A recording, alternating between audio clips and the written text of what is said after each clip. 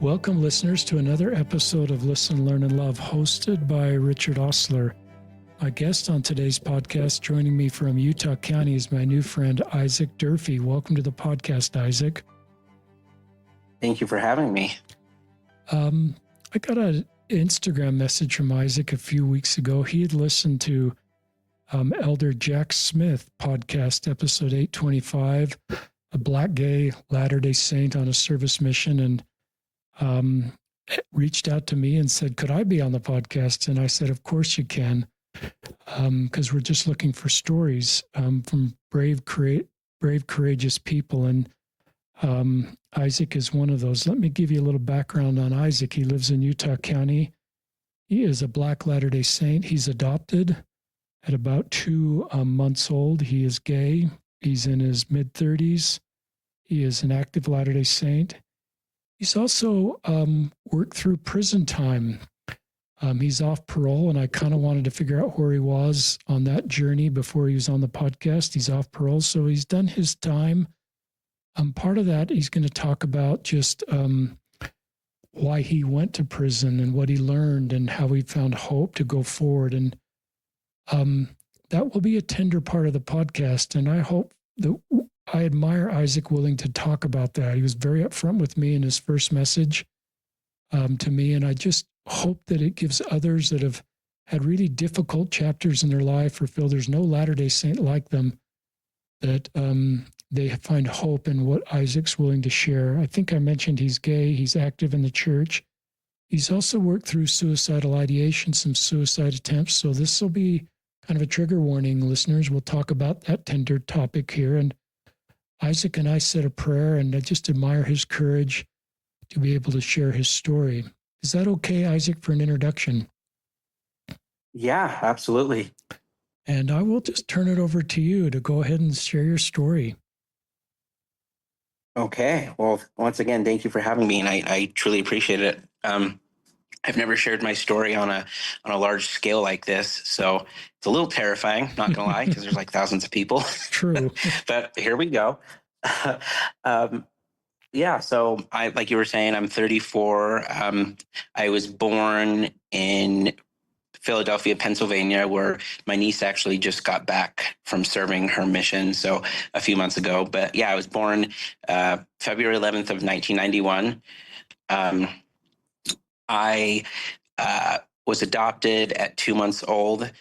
Philadelphia back then was not like the greatest place. That for those of us that were alive back in the 90s, it kind of was as dangerous as like the LA riots back in the 90s, if like you can remember. So, but yeah, my parents were living in Highland, Utah at the time, and so that's where they brought me back. And then my dad worked for the church for about 40 years, and so the church asked him to move to Minnesota, and so that is how I ended up in Minnesota. I am 5 of 6 kids. I've got 3 sisters and 2 brothers. The 4 older, and then, of course, and then the 1 younger. Yeah, growing up in Minnesota was I first of all, I love Minnesota. I have to state that. I mean, it is so green. Yes, it's cold in the winter. Yes, people do have accents, which I do not. But it's just, I mean, I learned so much in Minnesota, and that's like where my musical talent started to develop. But anyway. Growing up, I kind of was I always had a vivid imagination, or a larger than life imagination, I would say. And then I started school, of course. My mom made me start kindergarten late, is what I'm trying to say. The words just aren't coming out. But so I started kindergarten when I was 6. And from kindergarten till well into adulthood, I experienced bullying. And so school was brutal, like, to be perfectly honest. And I don't paint myself, I don't say that to be like I'm a victim, because I don't really like looking at myself as a victim of anything. but I really didn't have friends at all, and people were just mean for no reason. And to add to that, I there was like certain things I struggled with learning in school. Like I'm not one of those people that has a math brain at all. Like even to this day, I'm like, we'll just stick to the four basics and don't care about the rest of it. But um, so yeah, I was in special education for a while, and yeah, school was just brutal. I mean, I got made fun of for every which thing. I got made fun of for my skin. I got made fun of this girl, and I still remember her name to this day. But uh, this girl, I was riding my bike home from school one day, and she was in her driveway, and she yelled out "gay," and I didn't like super loud, and I won't repeat what I yelled back, but not the most appropriate thing, but whatever. I at the time I just was like, what is her problem? Like I don't talk to her. I don't, like just whatever. Coincidentally, I ended up having a crush on her before this happened, but that's a whole nother story. But anyway, um, so yeah, my growing up years, I mean, they were okay, I mean, uh, I have an awesome family. The 90s had some great TV shows for those of us that can remember, like Power Rangers was kind of my thing, still kind of is my thing, not gonna lie.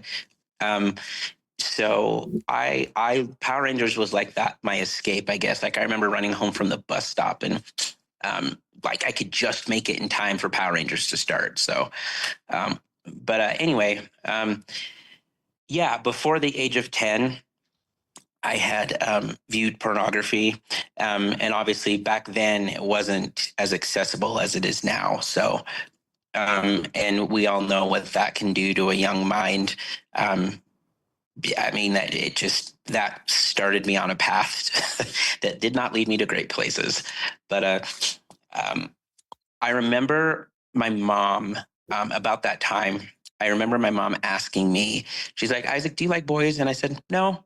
Like, I didn't, but then again, like as a 10-year-old, I don't know what that means. Like, I do know what it means, but um, I just I didn't really think much of it. I was like, that's a weird question. Like, why would she ask me that? Um, and then, so, life goes on. I become, 12, and um, I addiction got worse, um, and not just pornography, but just sexual addiction overall got worse. Um, and I remember I was 12, 13, and then I was in seventh grade, um, first year in junior high in Minnesota, and I made friends, then got bullied even more, lost friends. Like all the people that were my friends, I ended up bullying me by the end of the year. So I was just kind of like, wow, school is fun. So then I told my parents, like, I absolutely refused to go back to that school. I said, not happening. Something about me that I should know is I'm not stubborn. I just know what I will do and won't do. And even back then, I was like, I'm not going back to that school. I mean, I got made fun of by one of the like by the office lady as well. And so I'm just like, man, like I cannot catch a break. So I got moved to a different school my eighth grade year, McGuire Middle School, where my brothers had gone, actually, who were quite a bit older than me. But and that was the year that I made friends, a lot of friends. Like I was in choir for the first time. I was in band as well, and the teachers were fantastic. Oh my gosh. I mean, still to this day, I can still remember all their names and can still remember how incredible they were and just how great they treated me. And I made friends in choir, and like these were people that made fun of me or bullied me. And I was like, wow, this is like fantastic. Like, like it's a miracle. Um, that was also the year that I had that my parents and my bishop found out that I had acted upon certain things. And so I, that was also the year that the church asked my dad if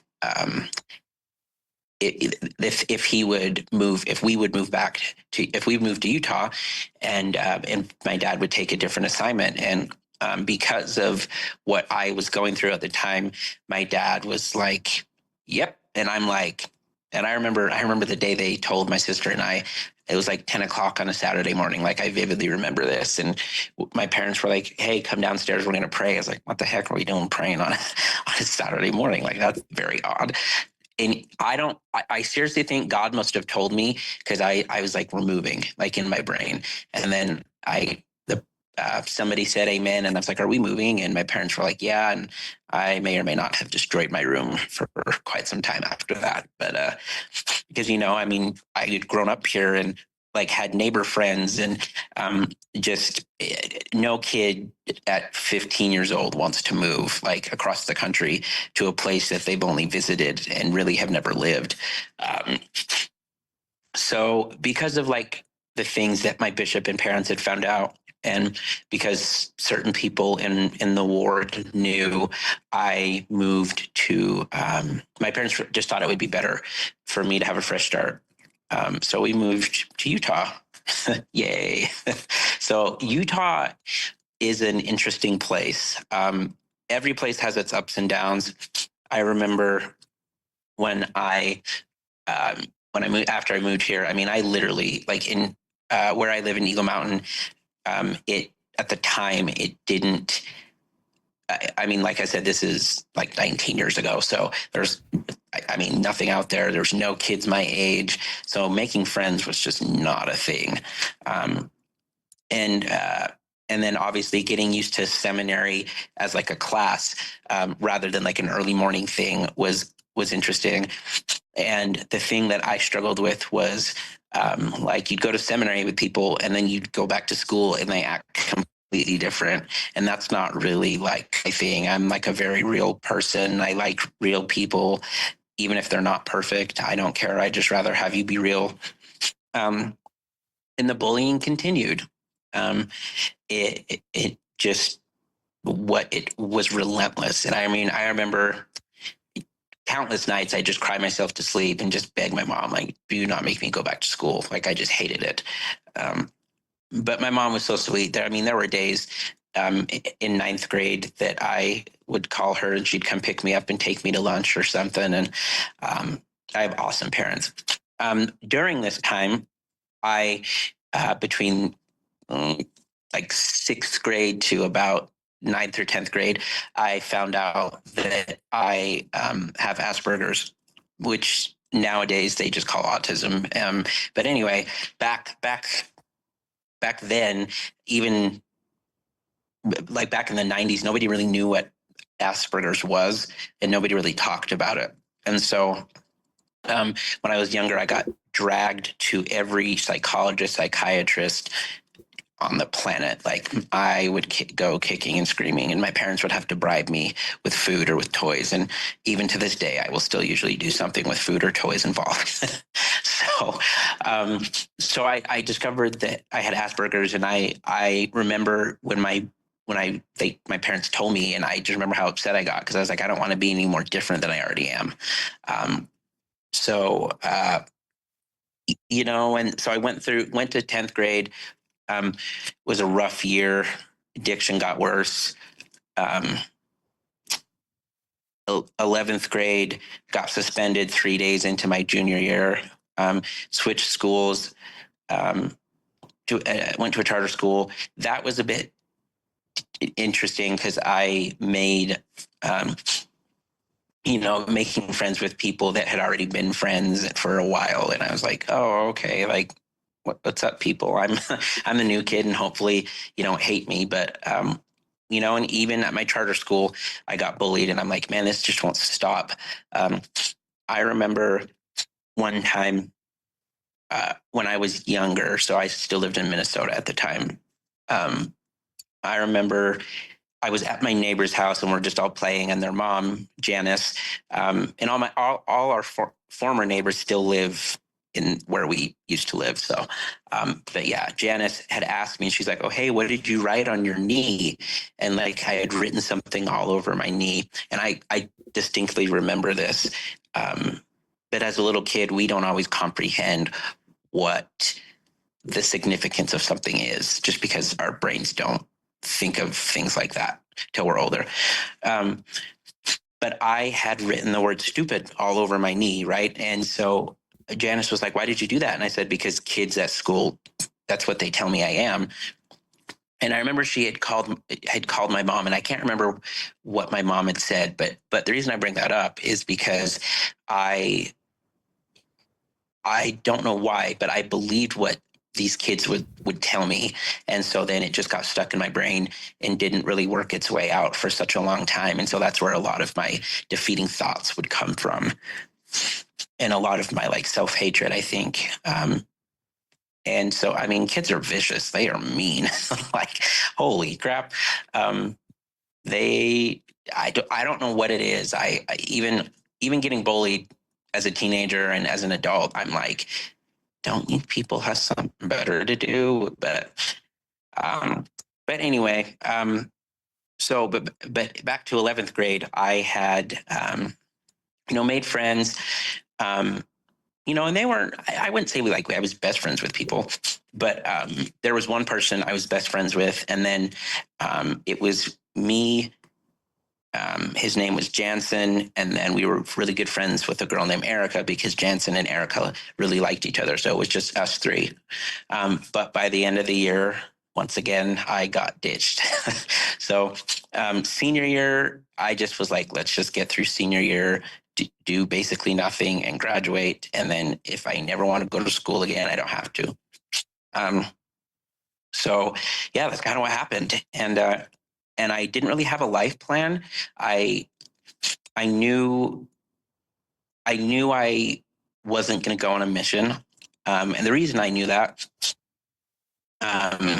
is for very obvious reasons. I didn't realize that I was gay until I was about 20 or 21.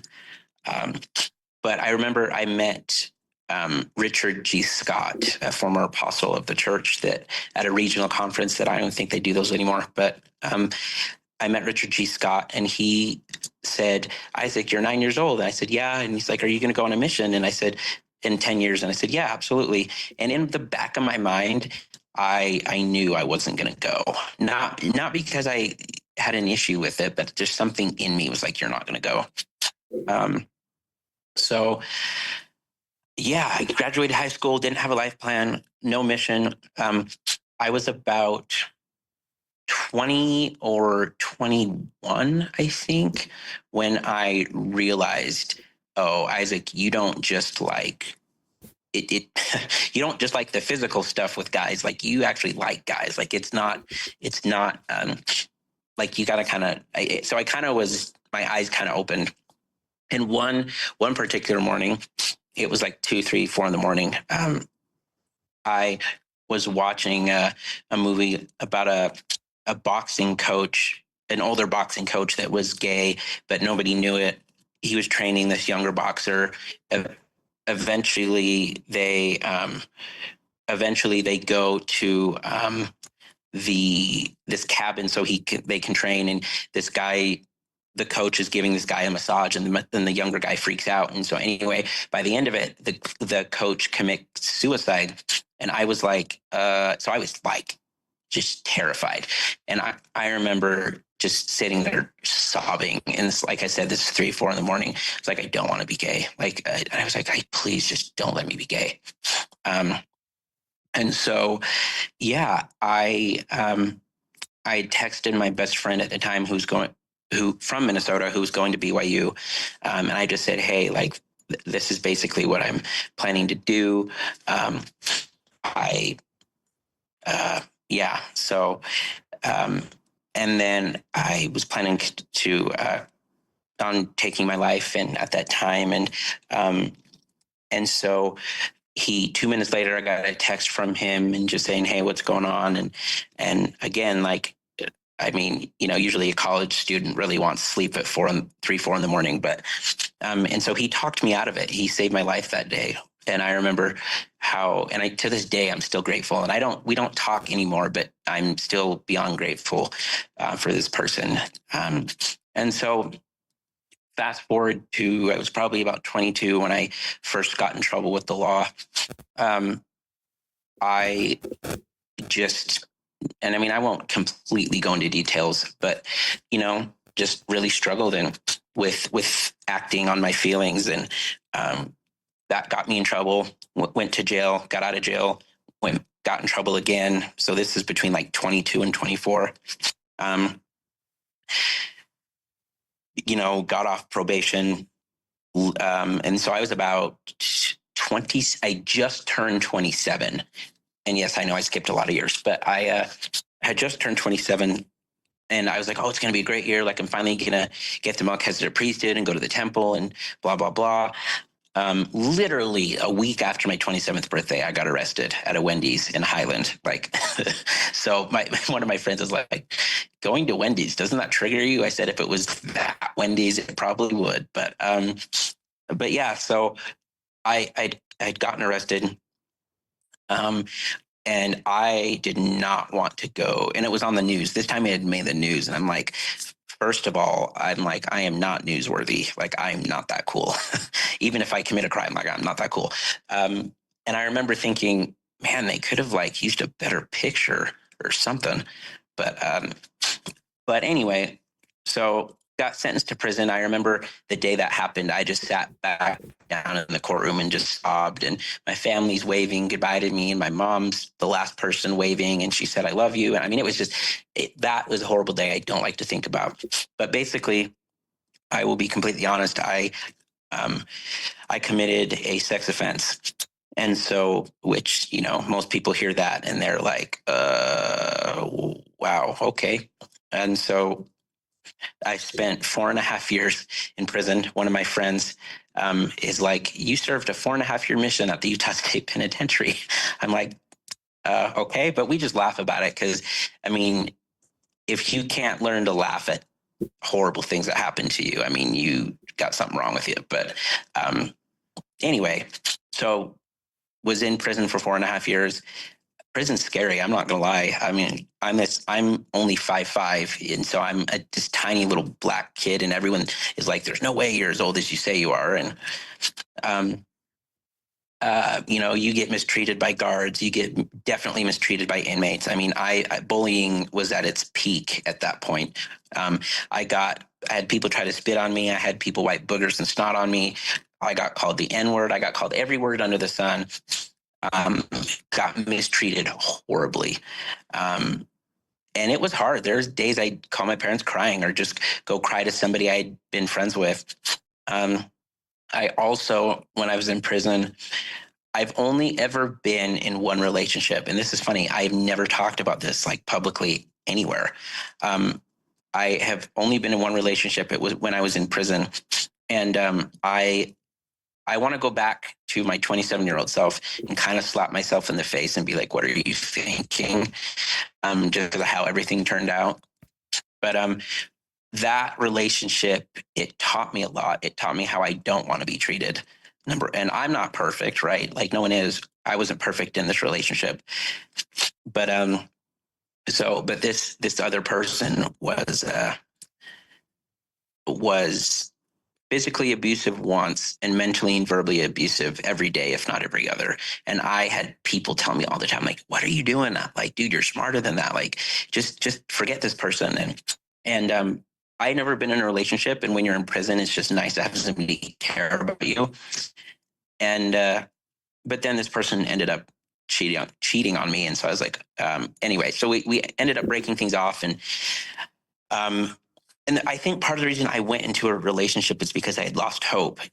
I mean, you can't really imagine unless like you're in prison, like, or in a bad situation like that. I mean, I basically lost all hope, but then had somehow slowly started to gain it back. I finished all the programs I was supposed to finish, got sent down, went to the board, got a release date of like 14 months later. I was like, well, which was weird because this was during COVID. And so they were just letting people out because of the whole COVID thing. Well, that wasn't the case for me. They eventually sent me down to the Gunnison prison. For those people that don't know, there's a Gunnison facility. And I was actually really grateful to be sent there. I needed a new start. And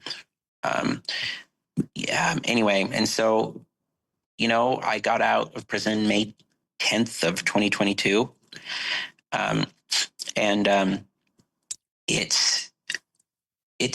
Life's been a little nuts since then. As one can imagine, when you're on parole, especially for a sex offense, they're very careful with and very strict with anything you do. So I couldn't see my nieces and nephews for the longest time that were younger than 18. So that part was bothersome because, I felt isolated and felt like I couldn't be anywhere or do anything. So I really was at home for the longest time. And when you are isolated from the people that care about you the most, that's pretty difficult. And my siblings know I'm never a threat to my nieces or nephews. Like, that's not really ever been a worry with them. But when you separate somebody from people that, especially if that person suffers from any type of addiction, what are they going to use to cope? Well, that same addiction. And so addiction just got worse and worse and worse. Eventually got off parole. Between me getting released from prison and to this day, I have had 12 jobs in like that 3-year period. I've lost some jobs because of things I've done, and I've lost jobs because of like things I had no control over. I worked for this past September. So I got fired from Taco Bell. I had worked there full time for 14 months. Even though it was just Taco Bell, I really worked hard. I worked exceptionally hard and learned a lot, and learned how to clean the fryers and change the oil and just make food and do all these things. And a lot of this stuff was self-motivated. And so I was just really proud of myself. And I wanted to move up in the company, just become a shift lead because I got paid more. And my manager knew about my background, didn't have a problem with it.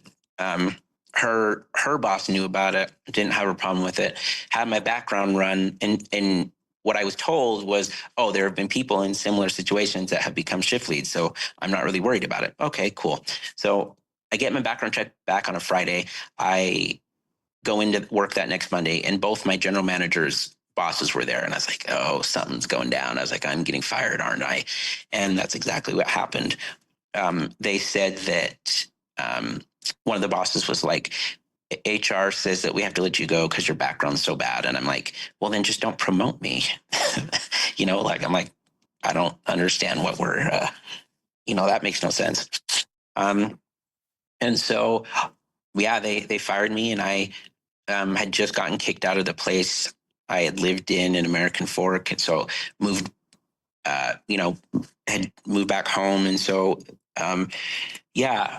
from September to about September of last year till March of this year, I applied for over 630 jobs and counting. I found a full-time job in March for about a month, but then somebody lied and got me fired. So there's definitely been a lot of work on forgiveness, which I'm not really good at, but I try to be. And then, so I'm just job hunting currently at the moment. But some things that I wanted to talk about that I kind of skipped. I wanted to talk about. I definitely want to go back and talk more about me being gay and the impact that's had on my life. But I definitely have to mention I'm a musician. I forgot to mention that. I love music. I just was kind of just wired that way. I was born into a sportsy family, so like my entire family loves sports, and I hate them. So, but yeah, I'm so grateful I was born in the 90s, because the 90s had some of the best music on the planet. You had Celine Dion, Mariah Carey, Boyz II Men, Backstreet Boys. You had rappers. You had rockers. I mean, all sorts of different things. And so I like all different types of music.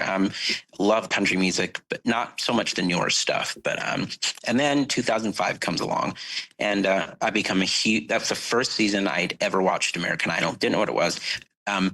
And it was the fourth season, and a little girl from Oklahoma was on that show, Carrie Underwood. And so ever since then, I've been a massive Carrie Underwood fan, and she has inspired me in so many different ways. She's a really religious person, and so I admire her for that more than anything. And she's just got great music, and she's just a nice person. And so watching somebody from the time I was about 13, 14, even to this day, just push themselves and get better and be dedicated. It was really incredible to see. I sing, I play the piano, I play the organ. I've had the opportunity to play the organ in both the conference center and the tabernacle. So that was cool. All thanks to former Elder Robert D. Hills of the Quorum of the 12 Apostles. And so we became good friends. And so I've been really lucky in that regard. Just with music and being able to play for state conferences and accompany people and collaborate with people. And it's just been a blessing. And I've met so many great people and done musical theater. But one of the downsides to being a felon is if people find out that you are a felon, like I couldn't ever audition at the Hale Center Theater because they do background checks. So, and I couldn't, and if people find out that you are a felon, even in a community theater, you get kicked out of said show. I remember I auditioned for Beauty and the Beast, got the part of LeFou, who, if people can remember, it's Gaston's little crony. I got the day before I just lost my job.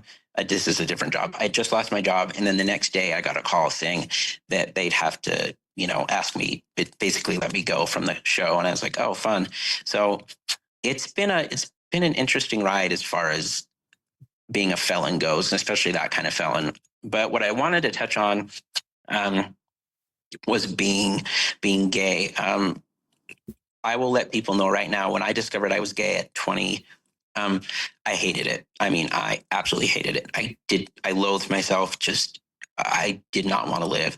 And then, 21 came around, 22 and up and onwards. And, there's times that I would try to go on dates with women. Like the missionaries would be like, just try going on dates with women. It's like, okay.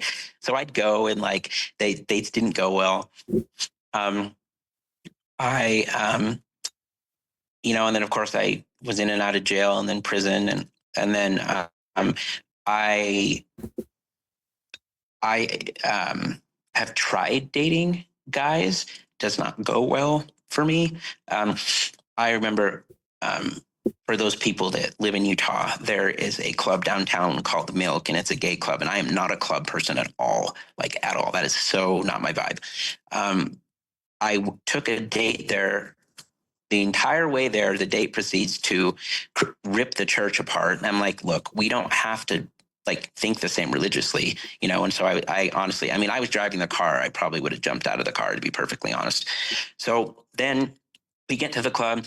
My date is dancing with other people, dances with this one particular guy, and then an hour and a half later finds the guy again, and they kiss in front of me. And I for those of you that have seen Tyler Perry's, any of his Medea movies, that's about what my anger level was at. Like, I was like, oh, heck no.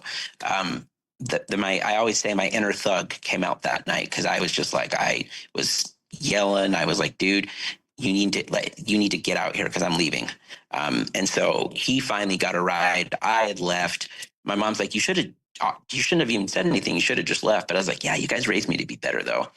And so, yeah, dating's never gone well, guy or girl. And so I remember right before I went into prison, I was really struggling with my sexuality, and it just kind of been an off and on thing. And I just remember just going, I just don't want to be gay. Like, Heavenly Father, please just take this away, because it's painful when. And you only realize this if you know somebody or really have been through this yourself. It's painful enough that you're different than most people. But it's even more painful when you are that different. And I just, even to this day, I'm not completely comfortable with it. I'm 34. I'm a lot more comfortable than I used to be. And I want to say, for people that have come out that are younger than me, it's obviously a lot more accepted these days and people are a lot more open-minded. But I was born back in the 90s, like I said, and the church didn't talk about me being gay, or excuse me. The church didn't talk about like homosexual people, and the world didn't talk about it. And so, and I remember it being so taboo. Like if anybody mentioned it, I mean, people just like, I mean, it was just that one thing you just never talked about. And so I think that's part of the reason I shoved so much inside and just kept so much inside, because I didn't want to, and it's, I don't blame the church for how I feel about myself, you know, being gay, but they definitely didn't help, especially back then. And then, of course, you'd have celebrities like Ellen or Lance Bass from NSYNC come out of the closet, and they're like, "Oh, being gay is who you are." But let me just tell everybody, there are so many things that make up us as human beings: our favorite color, our favorite foods. I just, so many different things. Our musical tastes. I mean, a million different things. Though our hair, uh, the way we look, being gay or our sexuality is only a piece of the pie that makes up us as human beings, right? So I got into the mindset of, oh, being gay is who I am, and I didn't like that either. I was like, well, I'm just Isaac. Like that's all I know how to be. And so it took me a while, even after getting out of prison, to make real friends. And I'm fortunate enough to be in a YSA ward, and that I've been in for so many years, and where people are just fantastic. I've had great bishops, nothing but great bishops, actually. A stake presidency, President Sasser, President Schlappy, and Cooper. Those guys, even though they just got released, just made me feel so loved and so welcomed, and just treated me like Isaac. And I am forever grateful to the people here in YSA that just want me to succeed and want me to just do the best I can at whatever it is. So, like I said, I still struggle to this day. Like yesterday, I was kind of having a bum day. I'm not going to lie. I just was like, I just don't want this. Because obviously I love the gospel of Jesus Christ. I mean, I'm very grateful that I've had a dad that worked for the church, that literally you ask him to quote a scripture in like Mosiah 5:2 or something, he could tell you exactly what it talks about. And I mean, it's just, so I always had a dad to explain things to me, especially if I ever had questions about, oh, well, how does the church feel about this? Or anytime I was confused about something, I always had my dad to explain it. And my parents were never the types of parents to be like, you're going to church or you're grounded. I feel like, but we went to church anyway. I mean, my dad's been in church leadership since I was tiny. So he was my bishop at one point, and right now he's a patriarch and a sealer in the Saratoga Springs Temple. I'm really lucky that I have parents that love the gospel so much, but also that love me so much that they never felt like they had to choose between me or the church, where I know a lot of parents have made that choice, and which I think is crazy. I'm not gonna lie. I'm like, I don't know why you have to choose. I mean, you can still go to church and believe what you believe, but still have a son or daughter or nephew or whoever be gay, and you don't have to choose one or the other. But my parents did tell me a few years ago, they're like, if you ever have a boyfriend, it will not bother us, not one bit. And so that was relief off my shoulders. But I just feel like with my experiences with dating, they have, like I said, they've never gone well. I don't feel like it's just something that's for me. And so I'm kind of at the point in my life where I'm like, well, according to Utah standards, I am old as dirt. So dating, I'm kind of past like that point of, I don't want to say no return, but I just kind of, the way I want to live my life, which is a worthy Latter-day Saint, I marriage is just not in the cards for me. And I will mention my dad gave me my patriarchal blessing. I was the first blessing he ever gave. And so in it says, if I have a true desire to go to the temple and have a family, that it'll happen. And to be honest, like about 2 months ago, I woke up and just for some reason I was like, maybe I need to start trying to date women. And I just had this tiny desire, like kind of came out of nowhere. Didn't really know what it was about or what was going on. And so, that was about 2 months ago. I downloaded the Mutual app, and usually I have it just so my friends and I can sit and have a good laugh. But so I actually tried and never got a match. I got one match about 5 or 6 weeks ago, and the girl never said anything. I messaged her and she never responded back. And it's like, oh, well, there's a confidence kicker. So, but I also, and this is part of my problem, I have had people that I've met Google me and then stop talking to me. And so I'm like, which I get why, like nowadays people Google each other, but I'm like, even people in my situation deserve to be loved. But I'm like, well, maybe it's a sign from God that like dating in this life is just not for me. And my mom pointed out, she's like, Isaac, your blessing does not state whether it's this life or the next. And so I'm kind of like, well, there's the next life. I'll just kind of push it off till then because nothing's happening. And so that's just kind of where I'm at in life right now, looking for a job, trying to do that before my parents leave on their mission in July. They got called to the Sydney, Australian mission, and we'll be gone for 18 months, and I'm a total mama's boy. So I'm like, Mom, you don't really have to go. She's like, well, we kind of already told the Lord we would. So, so that's just kind of where I'm at with life is, super active in church, trying to get the Melchizedek priesthood, and then after that go through the temple, because that's something I've wanted for over a decade, and just because of circumstances have not been able to do so. But I do want to say that I have great parents who are just, I could not have asked for better parents. Even though I talk back, even when I was a kid and even as an adult, I still talk back. They still love me anyway. And there are so many missionaries and I love to hang out with the missionaries. There are so many missionaries in the Saratoga Springs mission that are they're insanely great missionaries, but even better, they're just great human beings. I got to name a few because they'll probably be mad, but Elder Wright, Elder Holloman, Elder Raffin, Elder Acosta, Elder Chan, Elder McCormick, Elder Moyai, and Elder Fulmer. The list just goes on and on and on. But these are people that they love me for just being me, and they want me to succeed and want me to go to the temple and get the priesthood, and don't care about my past at all. Like they're like, we could care less, honestly. And so it's great to just be treated like a human by great people, but great missionaries. But along with that comes judgment. There's I'm not going to say his name. I could, but I'm going to be kind. There's a bishop in one of the wards, not in my YSA stake, but in a family stake that is next to where my YSA building is.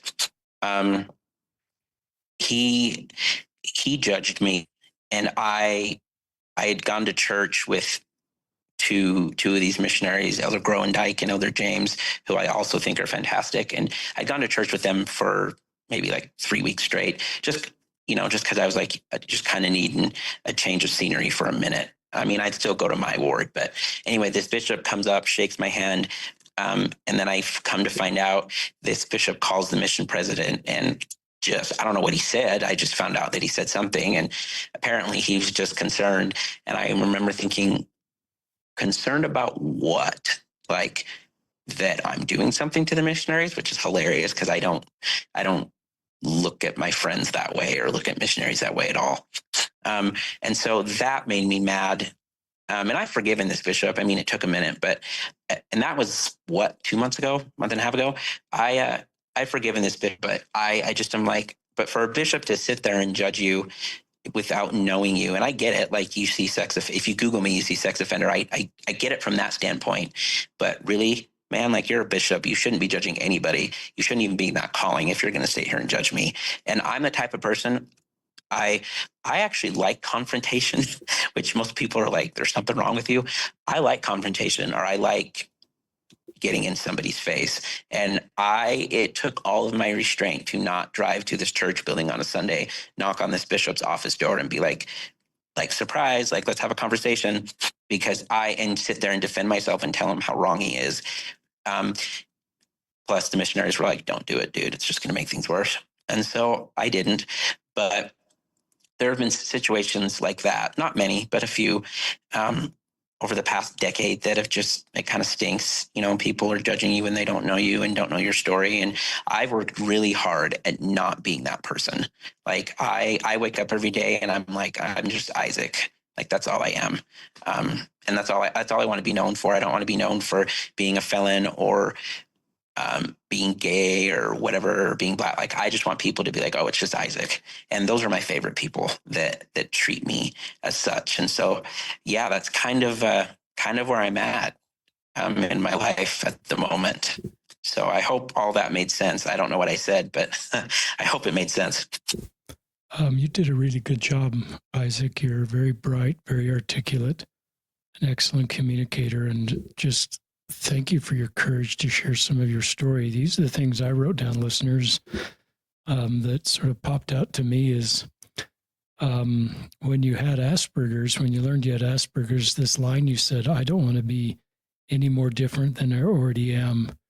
Now, I thought that was pretty insightful, just your road to not fit in with bowling and being gay and now autism, being black, being adopted. And I sometimes look at addiction, listeners, as, what we see at the top of the iceberg in ourselves and others. And you're open about pornography, respect for being open. And I sometimes think that it's the bottom of the iceberg and understanding what's going on at the bottom of the iceberg, the thing below the waterline. That's the path to recovery. I felt that as a YSA bishop, where I could tell the YSAs to kind of white knuckle it and stop pornography use, but often it was understanding what was kind of at the bottom of the iceberg. Was this an escape for the pain in their life? Was it a coping mechanism? Was it a way to deal with anxiety? Pornography is still a sin. I'm not trying to excuse that. Everybody that I worked with wanted to end pornography use, which sometimes led to an addiction. So I'm pretty compassionate to you. Not, just that you've got a lot at your bottom of your iceberg, Isaac, and a lot of things you're dealing with. And so pornography comes in your life, and it's somewhat of a coping mechanism to sort of deal with all that. And yeah, it can lead to an addiction. It can lead to be a sex offender. And I just recognize that it's complex, and I don't, want to excuse any of that, but I also want to give empathy for your unique road and how some of this came into your life. I don't think one day you said to God, what can I do to displease you? I'm going to become a sex offender. I don't really think that's what I'm hearing from you, and the goodness of your heart. This is something you're regretful about, you were honest about. You told me in your first message to me you were a sex offender, so you're a pretty stand-up guy, I think, that wants to sort of take responsibility for your mistakes and move forward. So 4.5 years in prison is a big deal. I love the way you talked about how it was difficult. I'm shifting a little bit. I love, thanks for being honest about being suicidal, but you did something that I thought was terrific. And then I invite everybody else who's suicidal. You texted somebody at 4 a.m. and that person responded. So to me, that's a sign of your courage to find a way to get through that, and versus not telling anybody. It sounds like you got in an unhealthy, toxic relationship in prison, and I think it was good to talk. Yes, I did. And I think it's good. And then you said, "Why did I do this?" And you said, "I lost hope." So, listeners are in an unhealthy and toxic relationship. Sometimes it's hard to get out of those, and sometimes there's somebody validates you and you feel needed to some extent and wanted to some extent, when you feel unlovable most of the time. And so you still have to do what Isaac had the courage to do, to get out of those relationships and realize they're not healthy and toxic. And people can get in those, and you've got to get out of those. Sometimes my gay friends do get in those, sometimes because a person will take advantage of them and kind of isolate them from their family that doesn't know they're gay. And so they can't talk to their family. They're in a toxic relationship with somebody of the same sex because their family doesn't even know they're gay. And so the person sometimes takes advantage of that, isolates them from their family. So this is you've got to get out of these toxic relationships. I love the date that the date you got out of prison, May 10th, 2022. Oh yeah. I will say that it was right before my friend's birthday, my friend Sam, and I remember I will say it's almost like, I mean, on a mission, you can go to the store, but I remember when my mom took me to Walmart, I mean, I literally touched like everything. I was like, oh my gosh, like I can buy a bag of chips and it's not $1 million. And I could spend as much time as I want to in the store. And I can go to the gas station and get a Coke. Like, life is great. And that's a beautiful perspective you have of gratitude. That so that's just terrific. It's an insight into your good heart. I love that you're a musician. I love that you play the organ. I love that you've played in church venues. That's really cool. One of your many talents. One of my earlier podcast guest listeners kind of coined this term for me. He says, I used to say, what if about my past. Now I just try to say, what now? I don't think you need that advice, Isaac. I think you're pretty good about just saying, I've got to move forward. I can't go back and say, you didn't in the whole podcast say, what would my life be like if I hadn't hadn't had this sex offense and gone to prison? Maybe you do that at times, but I think you're doing a pretty good job of just saying, what now, and looking forward. And you've had a lot of curveballs and a lot of injustices sent your way. But your attitude is actually pretty hopeful and pretty forward-looking. Well, thank you. Sorry, really quick. I just want to say something. So my friend, funny enough, I actually have one of my best friends. His name is also Isaac. And we were just at the temple Monday at the Saratoga Springs Temple. And you mentioned the whole like going back and changing thing. And we just had that conversation. He's like, what would you say to your 10-year-old self? And I was like, oh, and I sat there for a minute and I was like, honestly, I would tell my 10-year-old self I loved him and I'd give him a hug, because even though, and Isaac kind of said the same thing about his 10-year-old self, because we both, been through difficult things. And we kind of came to the conclusion that it's like, we wouldn't be the people we are today without going through those hard things. And do I wish so many bad things in my life wouldn't have happened? Oh, you bet your butt I do. But honestly, I have better people in my life now than I did, and which is a blessing of going through prison and other hard things. It's pretty thoughtful. You've got great friends with a lot of maturity around you. I do love the prodigal son listeners, where it's sort of the worst case scenario that Christ set up.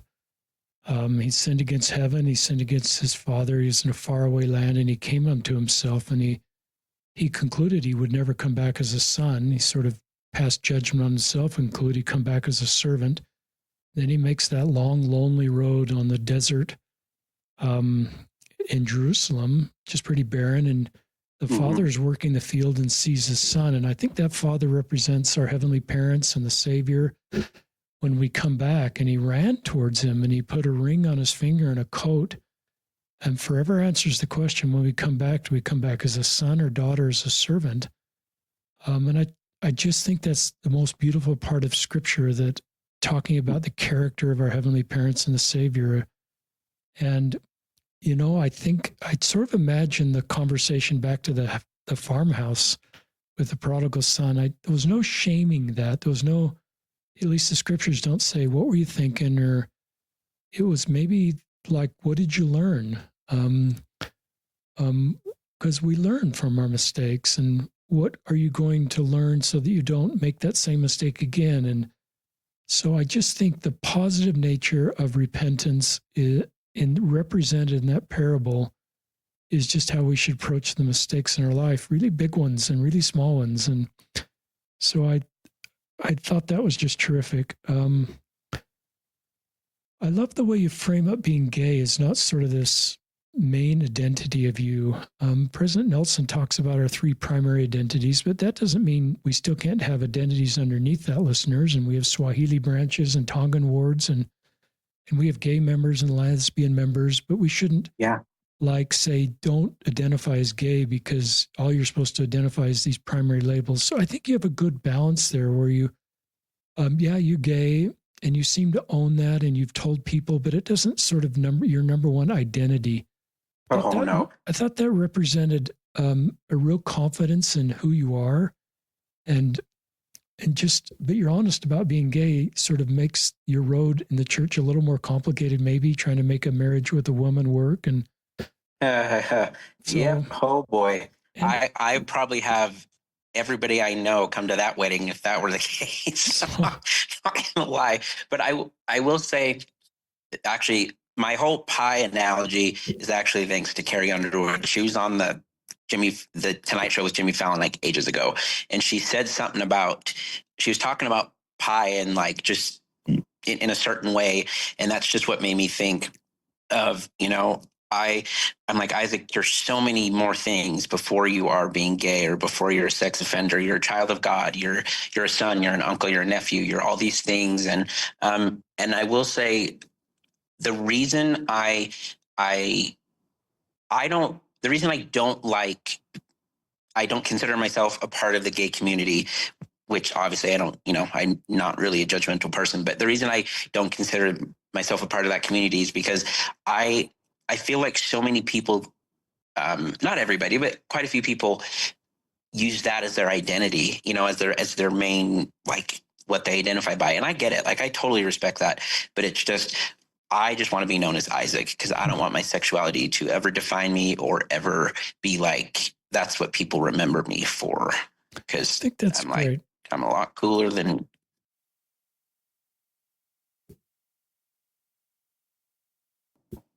All right. I just thought that was really good. You're really thoughtful, mature. Man, listeners, I've always thought pornography, some people may think, well, Isaac, if you didn't have these curveballs in your life, you might be straight. So sometimes we assume that people are straight and something happened to make them gay. And I don't believe that anymore. I think it's just how people come. And so my younger self might have said, well, pornography took you from being straight to gay. I don't agree with that anymore. I think pornography is a window into someone's sexual orientation versus changes it. And I don't think sexual orientation is an addiction. People don't try, I think it's just how people are. That's just the way I frame that up, listeners, and just accept people who they are. I love your... Really Go ahead. Sorry, really quick. I wanted to say, I agree with you. And I remember, for those of you that know Scott and Becky McIntosh, I love the McIntosh family. They're some of my favorite people. I remember Scott in a video they were talking about their son Sean, and he had said to Scott, like, Dad, why would I choose this? Why would I choose to make my life more miserable and harder? And I'm like, exactly. Because I'm not gonna lie, trust me, I have tried to pray the gay away, did not work. The Wi-Fi connection went out that day or something, but I trust me, I would not choose this if I just wouldn't choose it, because it has made life not fun. Well said, and really thoughtful segment there. And I think people need to look in the mirror, listeners, and just feel they're not a mistake. If they're straight or if they're gay, I think everybody needs to look in the mirror and think they're created as intended. That removes shame. Because if everybody's making gay jokes and bagging on gay people may think that's how their Heavenly Father feels about them too. And so we need to have this supportive culture for LGBTQ Latter-day Saints so they can believe that's how God feels about them too. That doesn't change church doctrine or church policy. It just puts everybody on the same moral footing. So Isaac feels God created him as intended, and there's purpose in everything about him, just like his straight friends. I think your parents have just done a terrific job. This is a credit to them. You've obviously talked about them. And I just thought it's a home run parenting podcast. They've been through some real curveballs raising you, as you know. But I thought this is just a great tribute to your parents. I thought it was a great tribute to your YSA ward and the way that they love you and support you and the love of the church. I love that you want to go to the temple and get the Melchizedek priesthood. And I love the missionaries in your life that love you and want to support you in that goal. And I find that marriage is in the cards now. Sometimes my wife used to tell the YSAs it's better to be single and wish you were married than married and wish you were single. And she'd also tell the YSAs, especially the women sometimes needed this more than the men, but not always, that you need to feel whole and complete now. You can't wait until you're married to feel whole and complete. I think our heavenly parents want us to feel whole, worthy, complete now, and full members of the body of Christ. So yeah, if you get married, that's awesome. But if you don't, you seem to have a maturity about that. That I thought was really healthy. So our hope, my hope, first of all, credit for Isaac being willing to be vulnerable. This is the place of not pure vulnerable, but it's really remarkable. Here you are on a podcast where thousands will listen, and you're in such a good place that you're willing to be vulnerable about the realities of your life. And it helps other people not feel alone. It helps other people that are facing really difficult things, Isaac, feel, well, God loves me because he loves Isaac. And there's so much hope in your story about, your future and what you've learned and your ability to help others. It helps other people. Vulnerability brings vulnerability. I think it brings a more authentic connection. I pray that your work experience, you seem very gifted.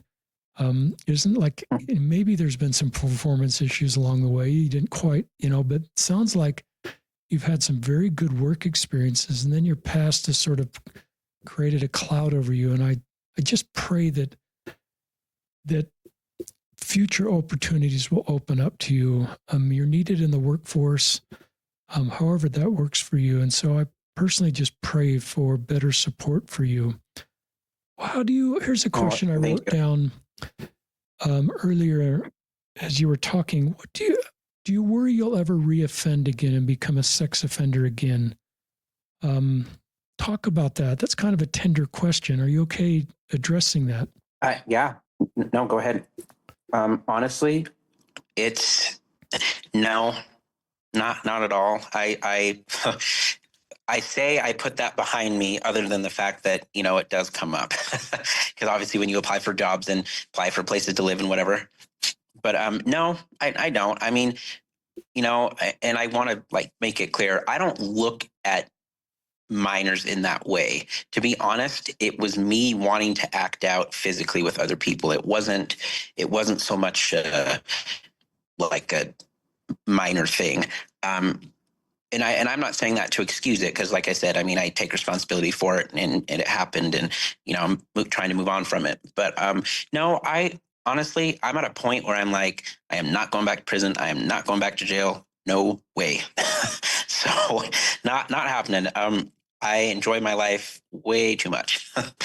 And I just know that there's things that I'm meant to do. Don't know what those things are, but I know there are things that God wants me to do. I know there's things I want to do. Yeah. So I just feel like, I've worked too hard at becoming a better person the past 3 years. And yeah, it took a lot of work. It took, I remember as I was, I'm actually at my YSA building right now, just because I have a key and no one's here. So as on my way over here, I was thinking, oh gosh, I just forgot what I was going to say.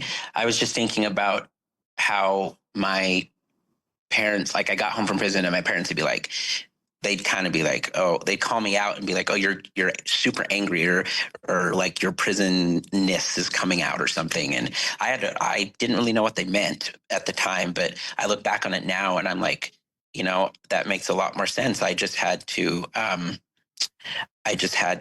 work on getting the prison out of me. And I remember somebody said when I first got to prison, oh, they said, you need to let prison change you. And I said, no, that's not who I am. Once again, I'm Isaac Durfey, and I was Isaac Durfey long before I became a felon, and I will be Isaac Durfey long after I die. So yeah, I hope that answers your question.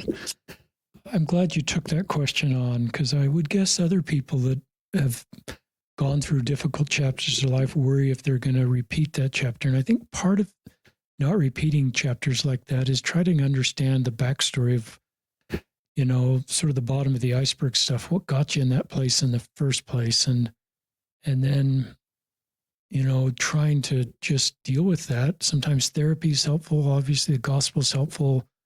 But you seem to be in a really good place where you understand why that occurred, the backstory behind it. You do a good job of saying it was wrong. I paid my price.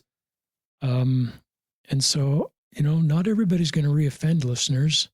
And if you've made mistakes, I think you need to find the hope that Isaac has, that I'm not going to reoffend. I understand what happened and I'm not going to go down that road again. And I think that's where I can't speak for God, listeners on the podcast, but I've always wondered, I can speak as a parent. I'm more concerned when one of our 6 kids messes up what they learned than if they mess up in the first place. I've always felt messing up to some extent, and yeah, there's victims here, so that's a little more complex, is a lot about what you learn in the process and what you're going to do to make sure that doesn't happen again. So I just think that's part of mortality, is to go through difficult times. And so I just thought that was great. Congratulations for your parents headed to Sydney, Australia. If they're listening, we had a son serving that mission. We've been there. That's a beautiful place to serve. Thank you for answering the call to serve in that faraway country. And sounds like all this service you've done. But thanks for loving Isaac and teaching us how to love people. That this is a beautiful family love story. And I'm sure there's been difficult chapters. You're honest about that. But to me, this relationship's intact. You feel their love when maybe you felt unlovable. Your parents loved you. I sometimes talk about Apollo 13, that mission that went sideways. Good movie. Gene Kratz stood up and said in the middle of discouragement, "Excuse me, this is going to be our finest hour." And maybe some of the most difficult parenting moments and kid moments your families have felt like Apollo 13.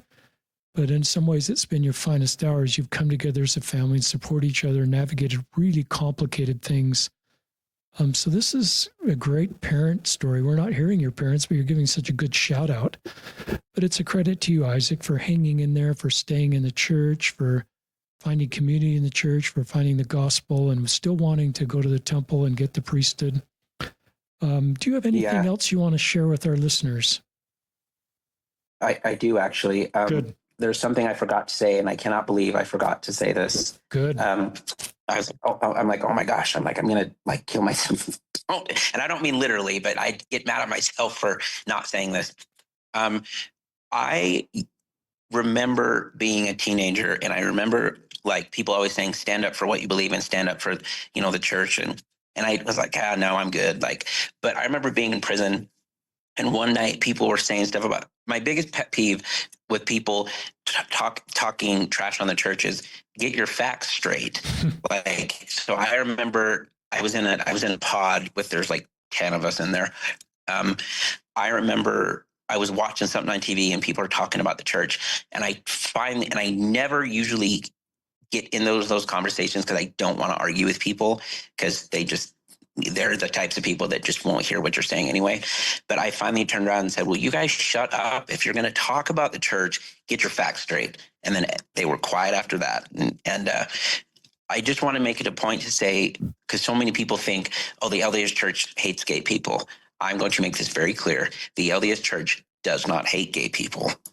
Never have, never will. They don't teach hate.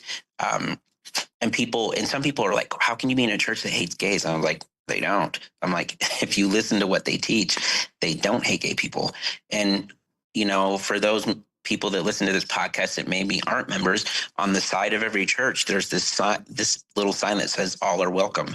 And it means all. It means whether you're gay, straight, or whatever, whether you're Black or Indian or Muslim, it just doesn't matter. All are welcome.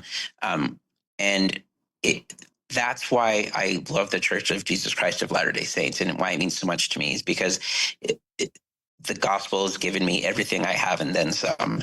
I have the friends I do because of the gospel. And I have the family I do because of the gospel.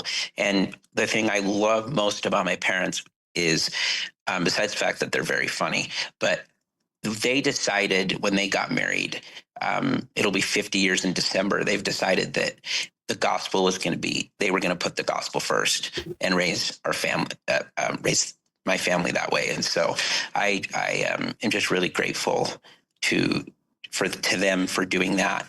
And I also just want to say, for people out there that lose hope, trust me, I lose hope a lot. I am not going to lie. It's life, like I said, lately has been brutal, but you can do it. And if anybody ever needs help, you're more than welcome to reach out to me. And I have no problem talking to people that just need someone to listen.